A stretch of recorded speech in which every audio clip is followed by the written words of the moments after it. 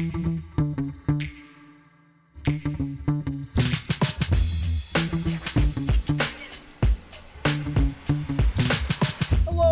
welcome to Relationships at Work, your leadership guide to building workplace connections and avoiding blind spots.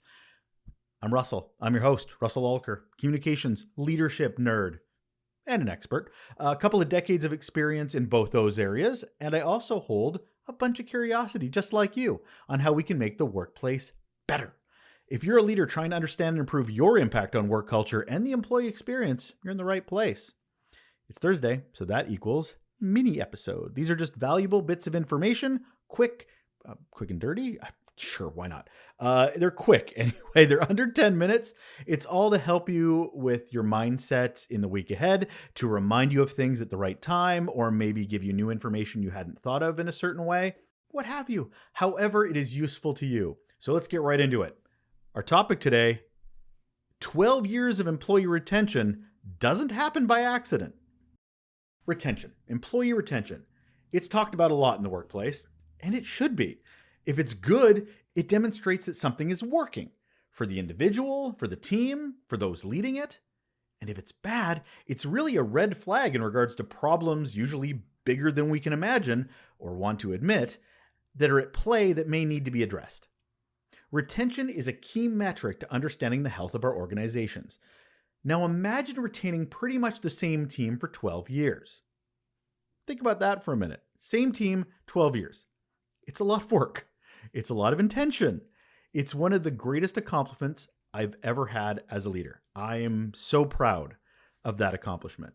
Whenever I share Russell's greatest hits, it's usually in there for a speaking gig or a podcast interview. It's one that many want to talk about with me on other podcasts or on those stages. Usually the question is, how? Now, I will say that I've heard retaining a team this long called a unicorn event. I can't tell you how much this pisses me off because it undervalues the amount of leadership, effort, and design that goes into creating an environment where people want to stay, they want to work, and they want to thrive. It's dismissive and it lacks curiosity. So, pisses me off. But that is few and far between. It is something I want to highlight because I'm just amazed people say it. But I'm usually surrounded by amazing, curious leaders like you who have asked me over the years what my approach is, what my framework might have been. So I wanted to share what my handy framework was. It's even got an acronym, P.E.R.F.O.R.M. P.E.R.F.O.R.M. And I'm going to go through it with you today. If you want a pen and paper, if you want to come back, if you find this valuable, hell, email me. I would love to know how this sat with you. Maybe if you even try some of these, and if they worked, I'd love to learn. Needless to say, let's get into it. The P in P.E.R.F.O.R.M, personal one-on-ones. As part of the exercise of retaining my staff, I made absolutely sure to set up one-on-ones with my team members. Put it in the calendar, made them sacred so as not to cancel them or prioritize other meetings. There were boundaries and they were up. And I made that time their time. However they wanted to spend it was up to them. Could have been professional development we talked about, work observations, other business areas, home life, career aspirations, new yoga techniques, whatever. It was really up to them on how they wanted to engage and connect. I even tried canceling it once because I wasn't really sure of the impact. The death stares I got from my team, the reaction, they were just, how could I? Why would I even think that is something that they would want to cancel? And they never canceled. And that should have spoke volumes as well. They only ever rescheduled. That says something. Valuing that time, it demonstrated how much I valued them. E in P.E.R.F.O.R.M, empowerment. All team members bring their own experience and expertise to the role in any organization, any team. Sometimes they are smarter than you in many areas. Often they are smarter than you in many areas. So it was important for me to encourage that, encouraging them to show what they know while also having their back if it doesn't go the way they want. Any opportunities that came our way, whether it was speaking on behalf of the team and our learnings, maybe it was taking on a new project that was high profile, making a process change, I wanted them to take it on as a valued representative of the team, with my full support. It gave them profile. It gave them an opportunity to showcase how brilliant they were. And it just reflected back not only of them, but on the team itself. So empowerment was huge. R, relationship building. Now, if you're a regular listener of the show, you'll notice something about me. I am not a fan of hierarchy thinking. I actually hate it.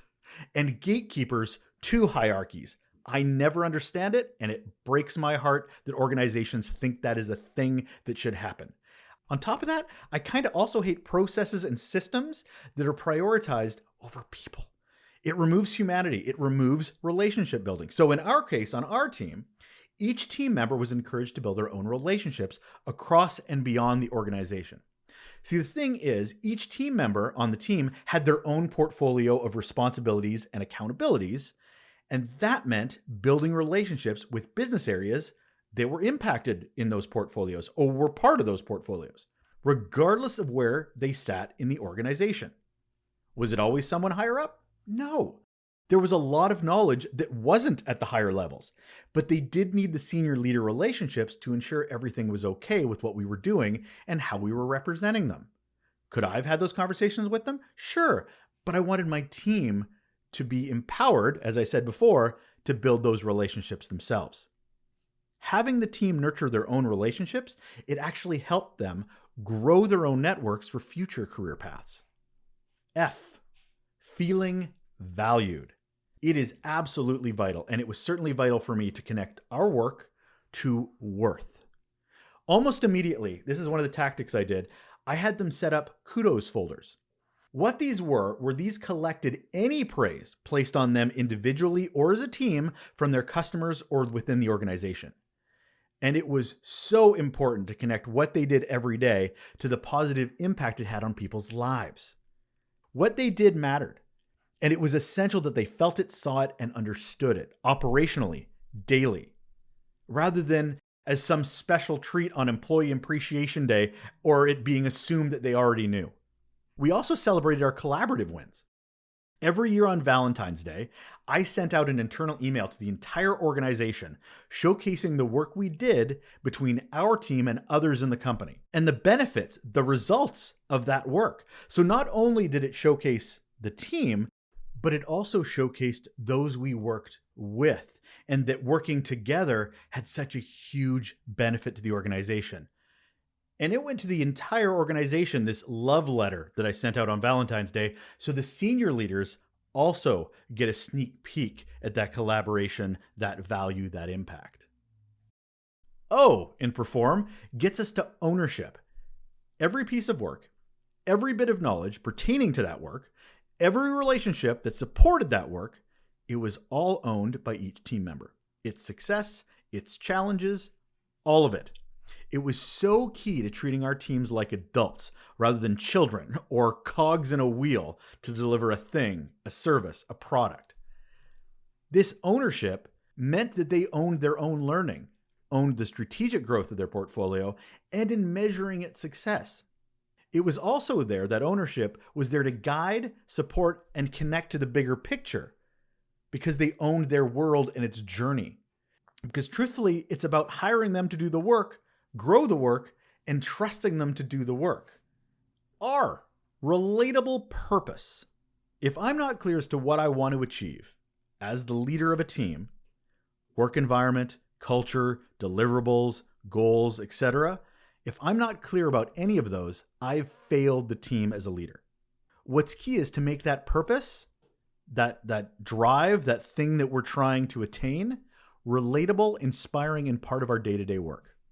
Our purpose statement was one of the first things they saw on my whiteboard in my office, and it was the benchmark by how we made our decisions. It also tied to the organization's vision and mission. We're not going rogue here.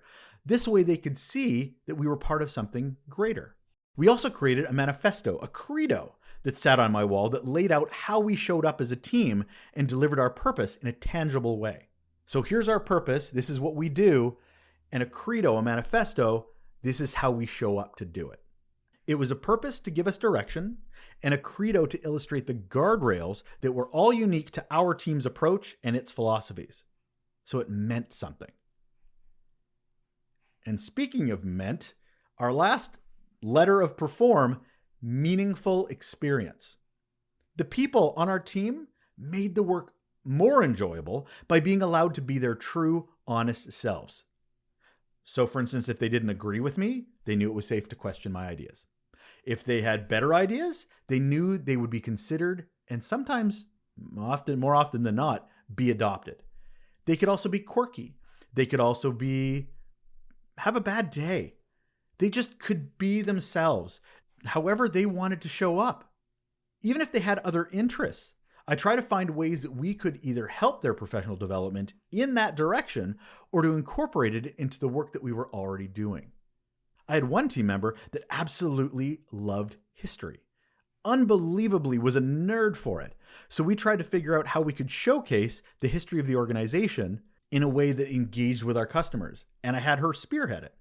And it was unbelievably successful in getting the message out, in enhancing the brand, in showing our history, in our relationship building with our customers. And it was all owned by her, and I empowered her to do it. A big chunk of their lives is spent with each other and with me. And we all took responsibility for that, to make meaning out of it. Even if our team culture didn't always align with other business areas, it's what mattered to us and what helped us be successful. We made it meaningful for each of us based on us as individuals. P.E.R.F.O.R.M, P.E.R.F.O.R.M. To go through that again, the P is personal one-on-ones. The E, empowerment. R, relationship building. I'm actually using fingers right now to flip through them. F, feeling valued. O is for ownership. R is for relatable purpose. And M is for meaningful experience. 12 years. It flew by. I cannot tell you how fast it flew. And it is hard to believe how impactful it will be on you and your team while you're in it. I certainly found that. And after so long of a time, I have to admit, I did take it for granted when I was in it. But you are only able to appreciate it more when you're on the other side of it. And I do. I absolutely do. Leadership with intention, compassion, patience, self-awareness, respect, situational awareness. They're all just ingredients that I learned that impact retention and relationships at work. It's one of the reasons I started this show. And again, it's not a unicorn, but it can be pretty damn magical when you're in it and when it's done right. And that will do it. That will do it for another mini episode of Relationships at Work, your leadership guide to building meaningful connections and avoiding blind spots. I'm Russel Lolacher, always happy to spend some time with you through your day. If you've enjoyed this episode or previous ones, or have some suggestions on things I could be doing in the future, reach out. Email me, hello@russellolacher.com. I would love to hear from you. I'd love to hear your insights because I want to make this as valuable for you as I can. So let's do that together. All right, take care of yourself. Bye.